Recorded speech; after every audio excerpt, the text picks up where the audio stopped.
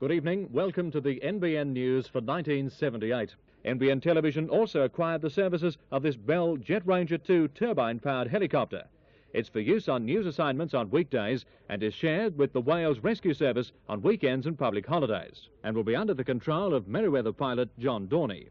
The helicopter is capable of 100 knots and has a range of 3 hours in the air. This will enable us to cover any important event in the Hunter Valley or on the coast between the Manning and the Hawkesbury and have it on the evening hour of news that night.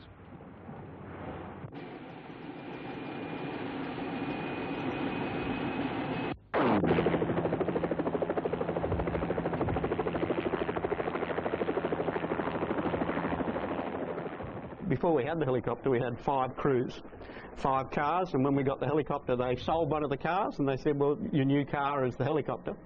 And there were 5 cameramen, and we'd be rostered for a week to the helicopter as our car. So it was good fun. You know, you'd stop for your meal breaks and your morning and afternoon teas on a mountain top or by a creek or something, and it was sort of like, yeah, you were living the dream. Besides the Sydney stations, NBN were one of the first to actually own their own helicopter for news gathering. And being a regional station at that time, that was a big move. VJ2BV News to Chopper 3, over. Chopper 3, go ahead. We've got an urgent news job on here. We want you to proceed to Cessnock, over. It was different because you never knew what was happening, so you had to be prepared all the time. Along with the cameraman, as I say, you'd be out doing a normal story, and then all of a sudden you have to go, like the earthquake. And I could look down to Newcastle because I was off the ground. I didn't feel anything, and I looked down at Newcastle, and there's just this great big dust cloud right over the top of Newcastle. Our chopper crew captured the huge crowds turning up for the earthquake relief concert in 1990. Surfest 85 action was shot from the air. The chopper crew beamed back live shots of the Royal Motorcade when the Queen visited Newcastle in 1988, and when solo sailor Tony Mowbray arrived home from his epic voyage in 2001. Them were the good times, Clive. Like, we could fly up and get up into the Barrington Tops when the first snowfall of the year. You know, who else can actually land a helicopter?